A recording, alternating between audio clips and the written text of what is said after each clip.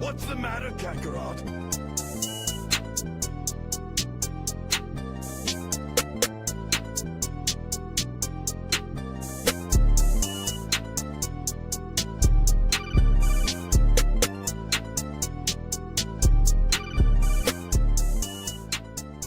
Good morning and Happy New Year! We are officially in 2026. What? Wow, Blurred Church. Can you imagine it?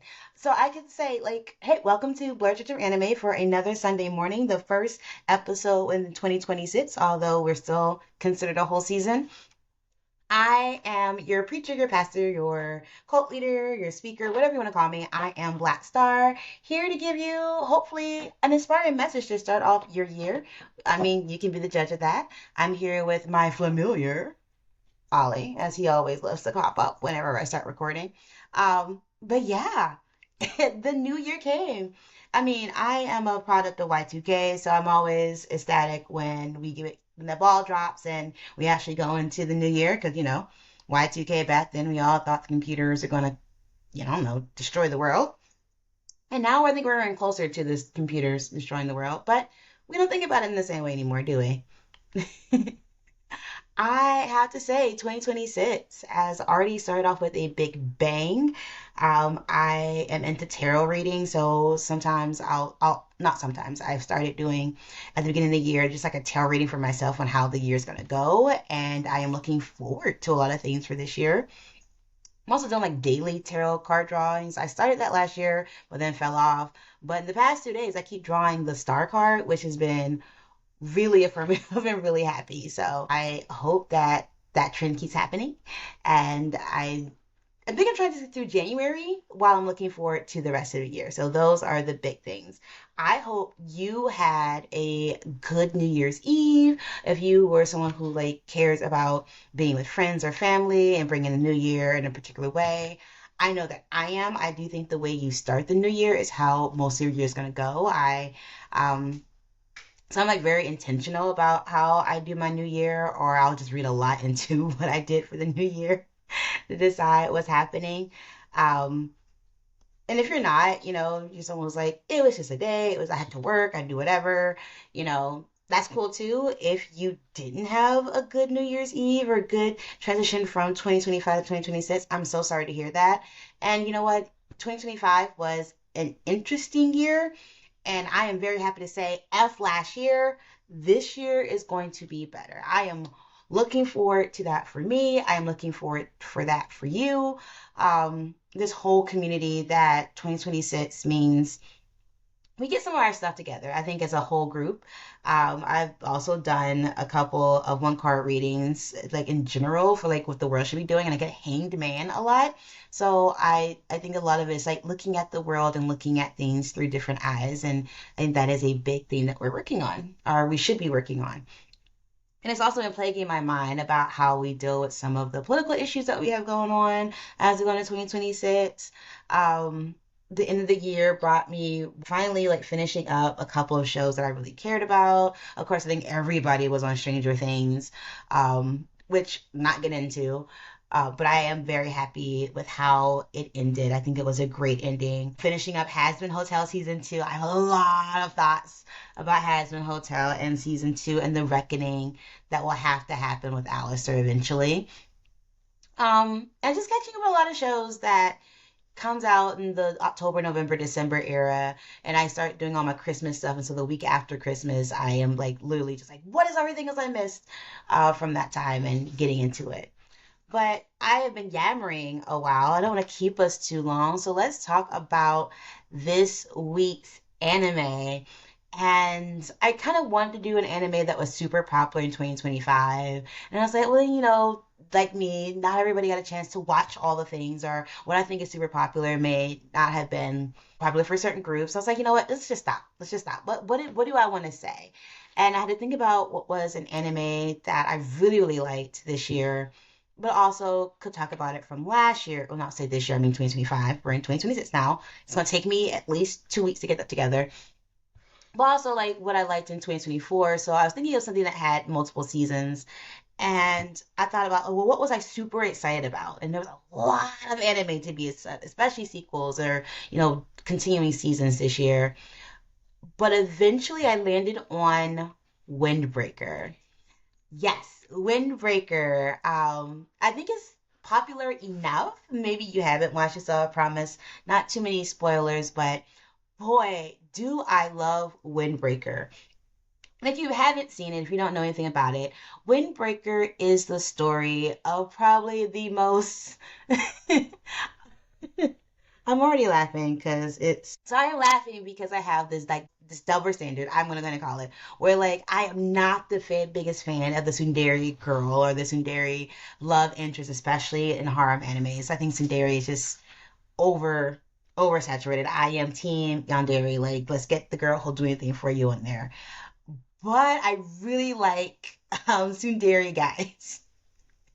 And so Windbreaker is kind of the story of the most tsundere of boys, of good boys, best boys. Sakura, um, who has like this black and white hair kind of mix, and he's been, this bad kid, this angry kid, and he decides to go to this school and another prefecture. And I feel like I'm not telling the story, right, but like he's going to Furin High School. Furin High School has this reputation of being like the delinquent school, typical. You got to fight your way to the top. It is super funny. And I always love a good battle anime, battle idea. But the thing is, Furin isn't like that, and he is getting in there and learning like, hey, no, this is not a delinquent school per se. This is a school of delinquents with a heart of gold. And I am always a fan of the delinquents with a heart of gold. So now Sakura is learning how to get along with these rough and tumble boys, learning about friendship, learning about protection, and also learning how to be helped by other people. And I think this is one of the most inspiring stories with some of the best fights. Like, oh my gosh, these brawls be hitting.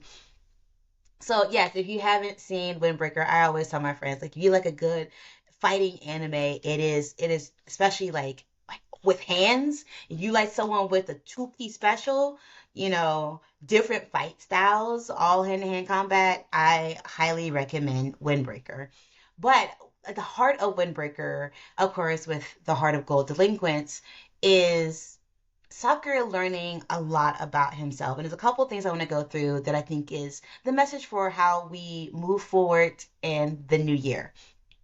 So as I already mentioned before, like I like tarot, I like astrology. I know I like all types of different things. I do put some energy into it. I do not live and die by it. I think that's dangerous for anything, including religion. But I truly believe in self-fulfilling prophecies.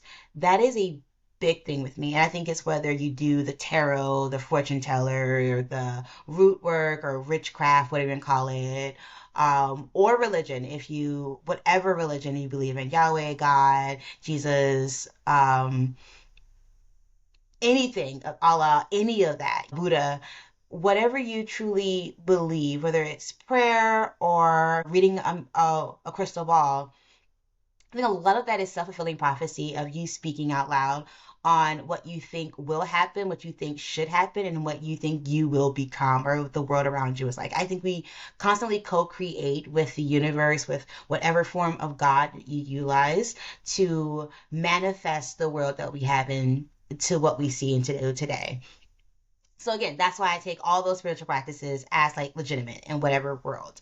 And with Windbreaker, that brings me back to these self-fulfilling prophecies of what people tell us, of what we believe about ourselves, and then how we move into spaces that challenge that and us retelling something new to ourselves. So again, Sakura is coming from a background where because of what he looks like, because of his two-toned hair, which is natural, whatever, he gets this, and we also know that Japan is a very conservative culture where they don't like for things and people to be out of place. You want people to like be very homogenous, like fit in, and he doesn't. He visually doesn't fit in, and it gets him labeled a lot as a troublemaker. It is what caused kids to want to bully him. It's what caused him to have such a huge wall up and I'm gonna fight it out myself. Like this man believes like I will duke it out. I can be the strongest, whatever. I will find my place in the world, just being able to topple over people and prove that I'm the strongest because people expect for me to be a delinquent. People expect for me to be, the worst type of person. And that's not who he really is. I mean, he does have the heart of gold. That like it he would not be able to get through Furin if he did not. Like this is the crux of all the people are there. And but this because of everything that people have spoken into him, it's the way he walks into the world. It's the way he walks to people. It's the reason why he's such a tsundere. Like, he doesn't know how to show affection because he really wasn't given affection. He doesn't know how to communicate in positive ways because people didn't communicate with him positively. Like, we don't know his full backstory. We get a lot of flashbacks. Like, people always doubting him, always saying poisons. Like, the power is in the tongue. I love that kind of verse of just saying like what is happening and who he's going to be. And so when he got the chance to leave that environment and go to Furin, and he's thinking again that Furin's going to be this battle high school, he's going to rise to the ranks and take over and beat the toughest person out there and show that he's the baddest. He's already believed in himself that his worth is through his fists and his ability to fight others for whatever reason, whether it's just to have for power, just to have power. That is not how Furin works, though. And you can also see that he's a very good, and this is all episode one, so no major spoilers, because when he's in the town, when he's in the prefecture where Furin is, and he's walking around the day before he goes to school, and he sees a girl getting, harassed by a group of guys, he steps in. And maybe because he just wants to fight or whatever, but he doesn't mind stepping in to help this woman he doesn't know, support this lady, and, show off a little bit of muscle. It's a battle anime. You gotta do that sometimes.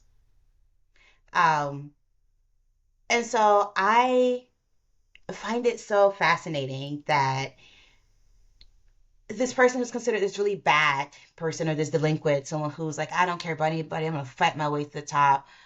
But first act that we see him is helping somebody else. And in him helping somebody else, he believes he has to do it all on his own.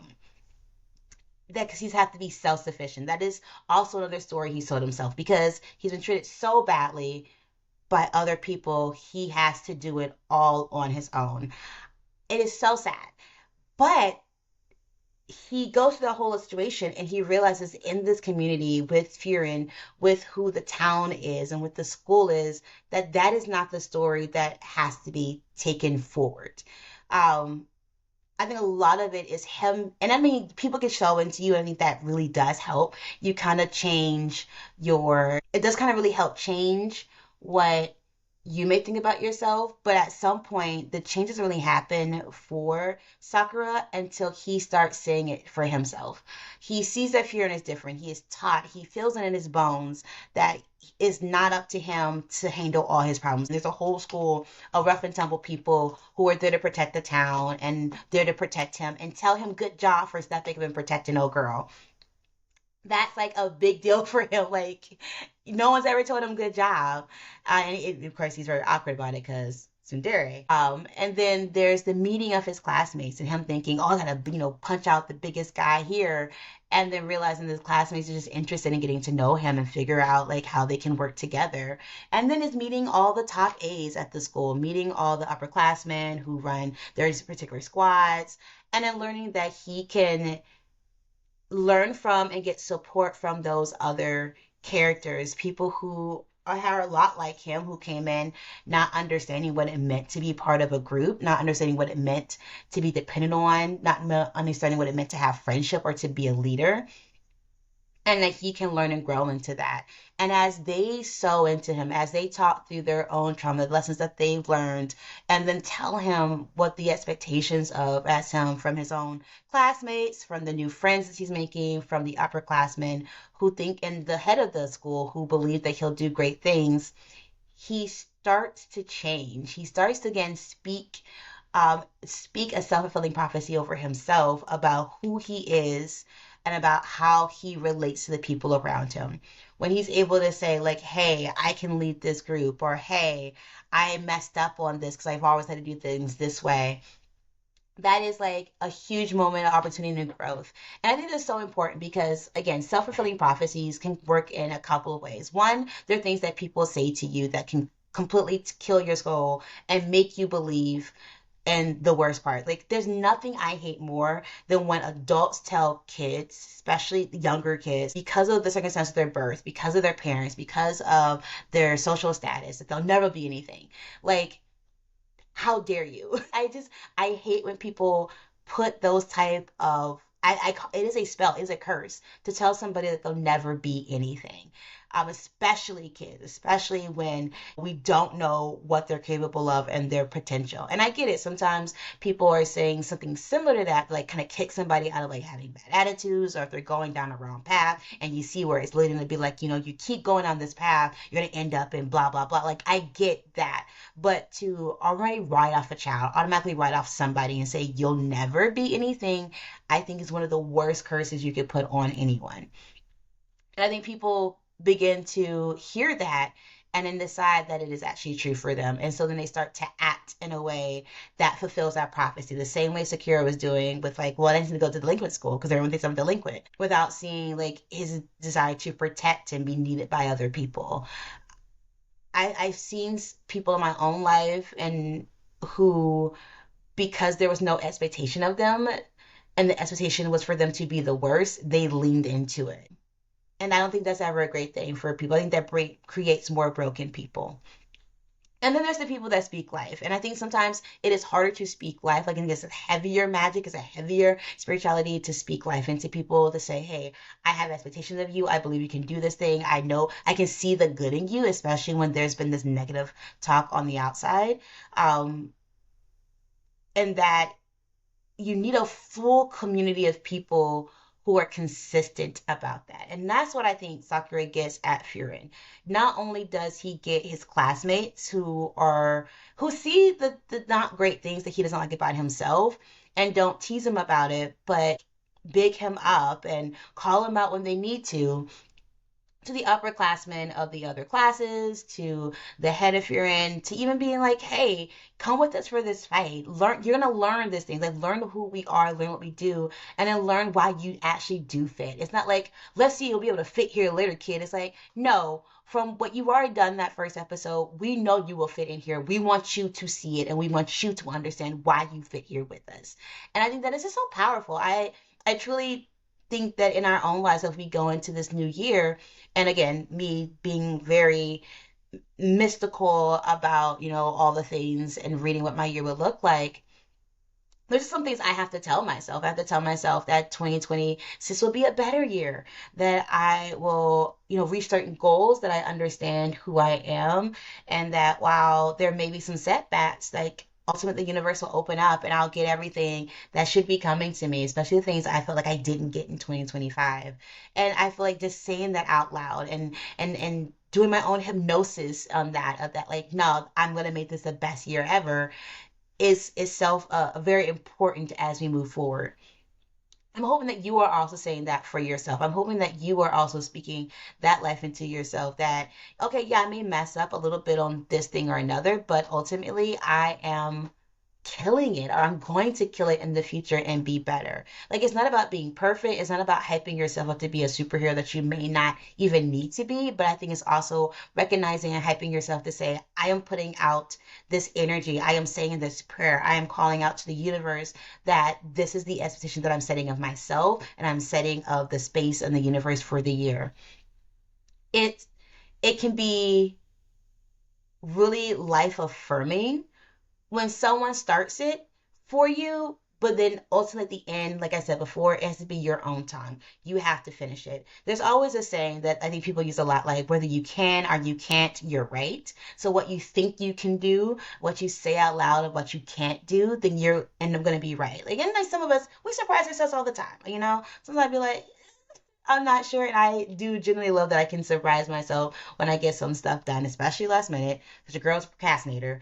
But overall, I think what I truly believe about myself is that I'm worth it, that I am amazing, that I put a lot of things out in the universe, and I'll be reaping all the things that I have sown, which are good crops, and that even if I mess up, I'll have the chance to make it right. And so I shouldn't be too afraid of getting it wrong. And that I want to be the person that, and when I do get it wrong, I can apologize or try to make it better in the next round.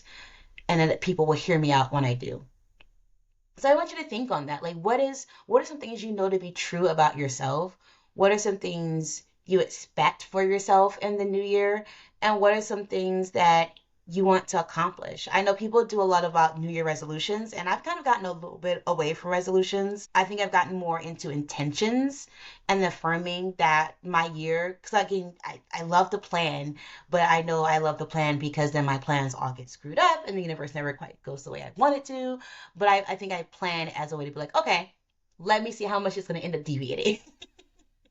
This is an open box video game, the open world video game. Like, let's see how far off the path we get, and then can I get back to the main story before I get to the end of the year? And that's okay too. I have lots of friends that life has been one way or another, not even just 2025, but for a number of years. And when I try to talk or catch up with them before the new year, it's always like, okay, last year is dead. This new year is here. Like, are we fearful? Are we hopeful? And just having a real conversation about what that looks like. I'm not here to judge people who are fearful of New Year's. I'm not here to judge people who are pessimistic about what could be coming because they read the signs, they see the things. I listen. I don't know all of your lives as much as I want to get into this community and understand and learn more. And like I said, I am an optimist, but I like to be a realistic optimist. So I think there are some things that when the bad things come, I'm just like, yeah, like, it happens. It's supposed to. It is what it is. Um, but overall, I think when I think about how we get started for the new year or the rebirth or whatever it is happening what you consider for January, whether you're waiting for the Chinese New Year or whatever, I just generally think we have to start with intention and to cast our own spells or prayers or guidance or intentions, whatever the word you feel most comfortable using, that even if we don't feel positive, we start for ourselves at least with the positive intentions of what we can accomplish, what we want to see in the world, and then who we want to be in the world as well. Because that's super important. And I mean, in the case of Sakura, who, again, dealing with what the world, one part of the world, because that wasn't the whole world, that was just the people he was around, about who he is, and then readjusting who he is, and then rising to the occasion to be who this new group of people need him to be and know him to be able to do. And that is half the reason you should watch the show. It is half the reason to watch the show. The other half is the fights are sick. uh, the fights are sick. The animation, the battles, and there's two seasons right now. Catch up. I'm hoping that there'll be another season in the spring. Um, and I also love like I can look at the opening, the OP, and like point out characters and be like, I'm gonna love that character. Oh, that character seems cool. Oh, me and this character gonna be besties. And I have been right every single time. All these characters come up because it's not just about Sakura. It's about the whole group. It's about the whole class. It's about the whole school. Even the antagonists. I won't call them quite villains, but the antagonists, the other gangs or schools that they fight. You find some really cool people, and you watch people in the process of getting the stuff beat out of them realize that, there are still places where they can change to and they can rewrite and retell their own story. So yeah, I think anyone is surprised that my New Year's first sermon of the year is about rebirth. So, or about positivity or speaking positive stuff into your life because of course it has to be. I am excited about what this year's going to bring for not just the community and not just for myself but all of us, and I'm hoping that you'll spend most of 2026, if not all of it, still catching in to the Blurred Church of Anime and our weekly sermons. And on that note, I'll just say until next time, I will catch you later on our next Sunday. Bye. The Blurred Church of Anime podcast is produced by Blackstar, aka Lauren Tillman, written by Lauren Tillman, and hosted by Lauren Tillman. Music created by EL47.